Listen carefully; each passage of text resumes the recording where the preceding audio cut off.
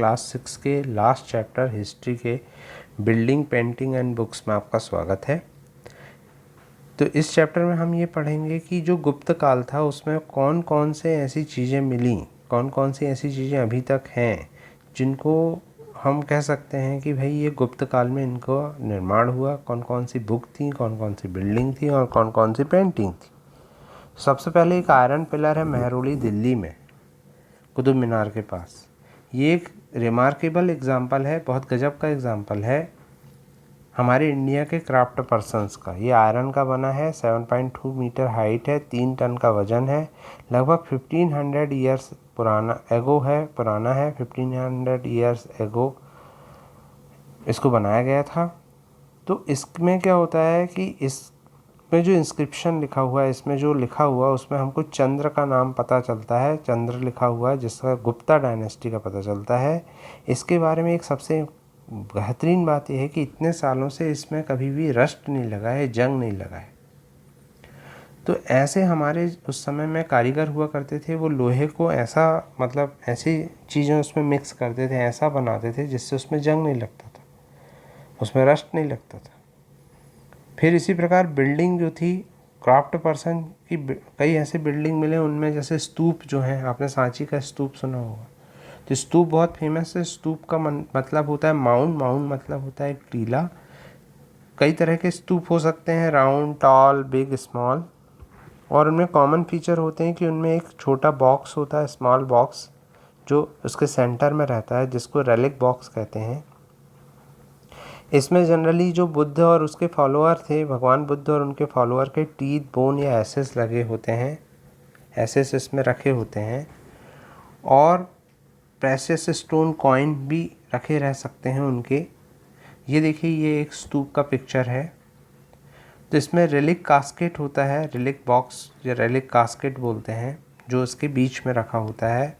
ऊपर डोम like structure होता है और कार्व्ड स्टोन के स्लैब इसमें लगाए जाते हैं। इसके आसपास क्या होता है, एक पाथ होता है, एक जगह होती है चक्कर लगाने के लिए, जिसको प्रदक्षिणा पाथ के नाम से जानते हैं। इसका जो एंट्रेंस होता है वो गेटवे बने होते हैं। डिवोटी जो होते हैं क्लॉकवाइज डायरेक्शन में प्रदक्षिणा पाथ में चक्कर लगाते हैं। तो इस तरह जो था, हमारे जो क्राफ्ट पर्सन थे वो बहुत मेहनत करके, पत्थरों पर नक्काशी करके, पत्थरों पर खुदाई करके, इस तरह से जो है बहुत बारीक तरीके से पत्थरों पर डिज़ाइन बनाते थे, स्कल्पचर बनाते थे। और इसी से बिल्डिंग को सजाया जाता था ताकि वो लंबे समय तक खराब ना हो। दूसरे तरह की बिल्डिंग जो मिलती हैं वो हॉलोड आउट आर्टिफिशियल केव्स मिलती हैं, जैसे ये उड़ीसा की केव्स हैं, जैन मोनेस्ट्रीज़ की। ये देखिए आप, पहाड़ों के बीच में ये केव्स बनाई गई हैं और उनमें ऐसे स्कल्पचर मिले हैं। तो ये भी जो है बहुत अच्छा एग्जांपल है। केव्स जो हैं, अजंता एलोरा में भी इस तरह की केव्स हैं। फिर कुछ जो हिंदू टेम्पल हैं वो भी इसके बहुत अच्छे एग्जांपल हैं कि हमारे क्राफ्ट पर्सन क्या करते थे। उसमें विष्णु भगवान, शिव, दुर्गा, इनकी मूर्तियाँ मिलती थी। मंदिरों की सबसे ख़ास बात उनके गर्भगृह होती थी, जहाँ पर जो मुख्य भगवान थे उनकी मूर्ति रखी जाती थी और केवल पुजारी ही वहाँ जाकर पूजा करते थे। मंदिरों के ऊपर एक टावर जैसा स्ट्रक्चर होता था जिसको शिखर कहा जाता था। मंदिरों के आसपास एक मंडप करके जगह होती थी, जो हॉल होता था, जहाँ इकट्ठे होकर लोग पूजा करते थे। महाबलीपुरम और ऐहोल में इस तरह के मंदिर मिलते हैं। जैसा कि मैंने अभी आपको इसके पहले वाले चैप्टर में गुप्त लोगों के बारे में बताया, गुप्ता डायनेस्टी के बारे में, और पल्लव और चालुक्यों के बारे में बताया। तो महाबलीपुरम और ऐहोल में जो है फाइनेस्ट स्टोन एग्जाम्पल मिले हैं उस समय के। फिर ये स्तूप और टेम्पल को बनाया कैसे जाता था, तो सबसे पहले बहुत अच्छे प्रकार के स्टोन ढूंढे जाते थे, फिर एक प्लेस को ढूंढा जाता था, फिर एक बहुत बड़ा स्ट्रक्चर बनाया जाता था उस ज़माने में, क्योंकि क्या है, पत्थरों को ऊपर पहुंचाने की व्यवस्था नहीं होती थी। और फिर उसको बहुत अच्छे से प्रिसाइसली राइट पोजीशन में रखा जाता था। आस-पास से उसको डेकोरेट किया जाता था स्कल्पचर से। और बहुत सारे merchant, farmer, garland maker, perfumer, Smith, black Smith और गोल्ड स्मिथ, सुनार और लोहार को कहा जाता है, जो सोने का काम करते हैं, ये सब लोग पिलर बनाने का, वॉल बनाने का काम करते थे। तो अब अगली बार जब कोई आप मंदिर जाएं तो ये सब सोचें कि आखिर इनको किसने बनाया होगा, कौन कौन से इसमें क्राफ्ट पर्सन लगे रहे होंगे। अब तीसरी चीज़ जो हमको मिलती है हिस्ट्री में, वो पेंटिंग मिलती है। अजंता में कई ऐसी गुफाएं मिलती हैं। ये अजंता की गुफाएं, ये भी पहाड़ों में बनी हुई हैं, और इनके अंदर भी क्या होता है, बहुत सारी पेंटिंग मिलती हैं जो डेकोरेट की गई हैं। और ये पेंटिंग जो है लगभग 1500 ईयर्स एगो पुरानी है। इनको प्लांट और मिनरल के पेंट से बनाया गया है। सोचिए उस ज़माने में कैसा पेंट रहा होगा जो अभी तक है। और इससे क्या होता था, आर्टिस्ट जो है वो अपने स्प्लेंडेड वर्क, मतलब गजब के वर्क को किया करते थे। इसी प्रकार हमको जो पुराना इतिहास है वो किताबों में भी पता चलता है। उसमें एपिक सबसे पहले आते हैं। एपिक का मतलब होता है बहुत मोटी किताब, जैसे आपने रामचरितमानस देखी होगी, तो वो एक एपिक है। एपिक जो होते थे ग्रांड लॉन्ग कंपोजिशन होते थे, जो हीरोइक मैन और वुमेन के बारे में होते थे। तमिल का फेमस एपिक का नाम है सिलापादिकरम, जो एक इल्लैन्गो पोएट के द्वारा लगभग 1800 ईयर्स एगो लिखा गया था। ये एक मर्चेंट कोवलम की कहानी है जो पुहार नाम की जगह में रहता था और माधवी से प्यार प्रेम करता था और अपनी वाइफ कंगनी को निगलेक्ट कर दिया था। बाद में फिर उसके ऊपर आरोप लगता है थेफ्ट का।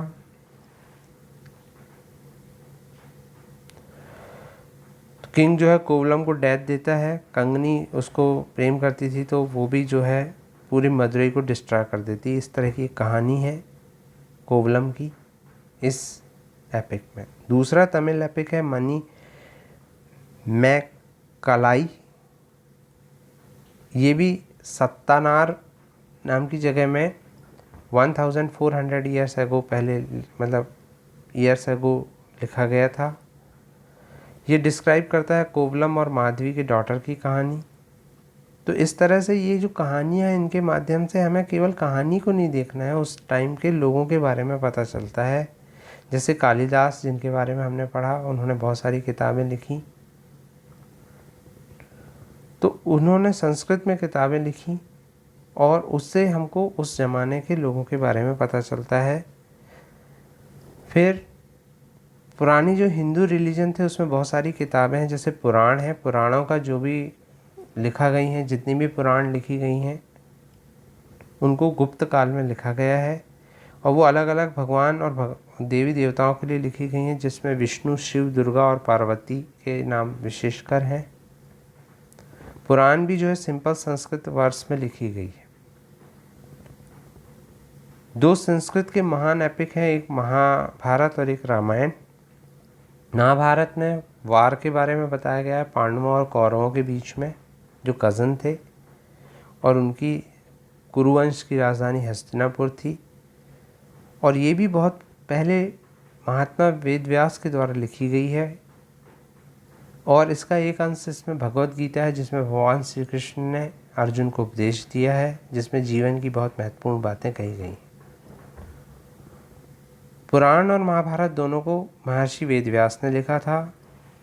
रामायण को वाल्मीकि जी ने लिखा था और बाद में रामचरितमानस सम्राट अकबर के शासनकाल में लिखी गई थी, ऐसा माना जाता है, क्योंकि टोडरमल ने जो था तुलसीदास जी की मदद की थी।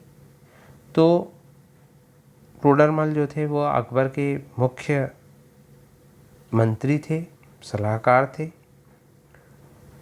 तो रामायण में जो है रावण और राम के युद्ध के बारे में मिलता है वर्णन। राम जो थे वो अयोध्या में रहते थे, कैपिटल ऑफ कोसला। और महाभारत में हमको ओल्ड स्टोरी के बारे में पता चलता है। वाल्मीकि जी ने रामायण लिखी थी, जबकि रामचरितमानस तुलसीदास जी ने लिखा था। ऑर्डिनरी पीपल की जो स्टोरी है वो जातक और पंचतंत्र में मिलती है। जातक की जो स्टोरी है वो कई जगह पेंटिंग में अजंता में दिखाई गई है। जैसे एक स्टोरी आपके लिए आपकी बुक में है, जिसको आपको पढ़ना है, मंकी किंग के बारे में, कि मंकी किंग आम के पेड़ के लिए क्या करता है, आम के पेड़ को बचाने के लिए। पढ़िए, ये स्टोरी बहुत इंटरेस्टिंग है। फिर उस ज़माने में जो है आर्यभट्ट करके एक मैथमेटिशियन और एस्ट्रोनॉमर हुए। एस्ट्रोनॉमर मतलब होता है खगोल शास्त्री, जो आकाश का अध्ययन करते हैं, प्लैनेट का अध्ययन करते हैं। इन्होंने आर्यभट्टियम नाम की किताब लिखी और उन्होंने ही बताया कि डे और नाइट जो होते हैं वो रोटेशन ऑफ अर्थ के कारण होते हैं। उन्होंने इक्लिप्स के बारे में लोगों को बताया, नहीं तो पहले लोग ग्रहण के बारे में, चंद्र ग्रहण और सूर्य ग्रहण, सोलर इक्लिप्स और लूनर इक्लिप्स को जो है वो देवी घटना मानते थे, पर उन्होंने बताया कि ये खगोलीय घटना भी है। और उन्होंने सर्कमफेरेंस ऑफ सर्कल के बारे में भी कैलकुलेट करके बताया था, एक्यूरेट। उस ज़माने में वाराहमिहिर, ब्रह्मगुप्त, भास्कराचार्य जैसे बहुत बड़े मैथमेटिशियन और एस्ट्रोनॉमर हुए हैं जिन्होंने कई तरह की डिस्कवरी की है।